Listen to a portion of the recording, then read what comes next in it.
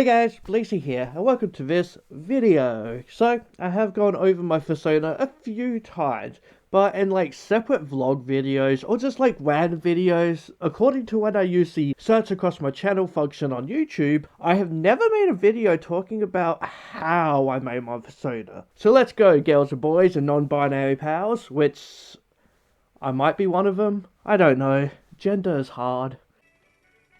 Different.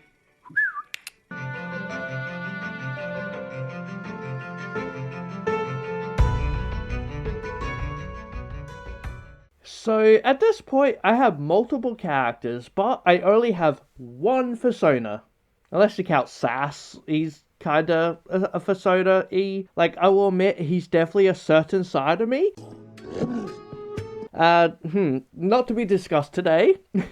We are talking about this guy. We are talking about Blazie.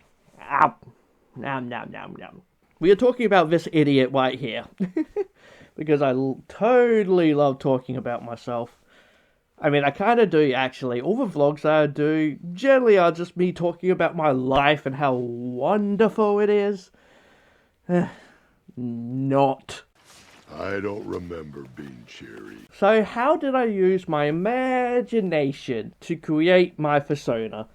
Honestly, I didn't use it. It's been over 10 years, maybe even up to 15 years since I created my Fursona, which is insane to think about. Where has the time gone? Where has the time gone? That's insane to think about.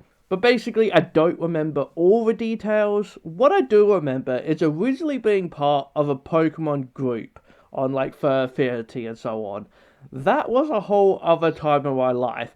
I did make some good friends, and I do have fond memories of it for sure. But around this time, I had also kind of decided that I'm most likely a fox. Not because I was a slut or anything like that, you know, the whole foxes are, you know, those kind of people. Not because of anything like that. Nah, there was maybe like 4 reasons, maybe, at the time. I love Star Fox. We're heading into the app. I love X-Files, the main character being Fox Mulder, and I think that kind of got into my head as I always just loved the name Fox. Foxes were also just popular in the fandom, especially when I joined over 10 years ago, where Protogens, for example, didn't exist and the leggy boy hadn't been discovered yet. By the fandom anyway. So it was something I always saw around and preferred that over Wolves, the other popular one. And probably the deciding factor? I have orange hair. Foxes have orange fur. It just works. I'm not kidding. So yeah, I put very little effort into thinking about my Fursona. It just kind of happened. I really did just go, fox or wolf? Fox. There we go, that's it. And I brought up the Pokemon fandom thing because we all had our own Pokemon. I knew a Growlithe, I knew a Charmander, and so on and so forth. And so, I had to make a Pokemon. It couldn't just be a fox, no. So, I became a Jolteon. My Pokemon Fursona was a Jolteon, which I realized is also a fox that just put a fork into the electrical socket. So, I was almost a Jolteon, but mostly still stuck with a fox, and well, still am today. So that's part 1 of, like, me creating my Fursona. Like, what is the species? And, well, I chose a fox because of various reasons I just stated. Weren't you listening? Please do listen to me, please. I'm trying here. But the look of the Fursona, that's where things get complicated. Very complicated. So complicated, I could never, ever explain. Or is it just because I like Adult Simba? Yeah, that's probably it. So, like, I have orange hair, which is also known as red hair, because, you know, humans don't understand colours sometimes. So whenever I made a character in a game, I would make them have red hair, but, like, actually red hair. And you know what? I liked it. I liked that look. I also just liked long hair. Like, I always have liked long hair, especially on males. So I would always make long-haired, red-headed characters. Again, I do blame Simba for this. And even Super Saiyan 4 Gogeta, for example. That mane of hair is just... oh man. So I always just liked long wet hair, but now comes the fun part. The hairstyle. Like originally, I don't know, I was a fox with red hair. I knew that much. A friend did drew this artwork of me and a good friend of mine at the time, which is awesome artwork. I still really love it, and the hair there is basically what mine was at the time. It was basically my hair just made more red. But seeing that, that's when I started to really think about it. And at this point, I was watching anime, I was playing edgier games, and you know what I discovered? I really love the coolness that is having one eye covered. Oh yeah, it's so cool. I also did look up like fursuits that had like hairstyles and all that kind of stuff, and I really liked a lot of them that did have just like hair covering their eyes and such. And so that made me go, oh, that's what I like. That's what Daddy likes. So that's what I did, and I did draw these up when I was younger, drawing my persona of long wet hair covering one eye, and for the time, even now, I'm kind of proud of them. It does make me wish I kept on drawing, but yeah, I decided to become a writer, and look where it got me.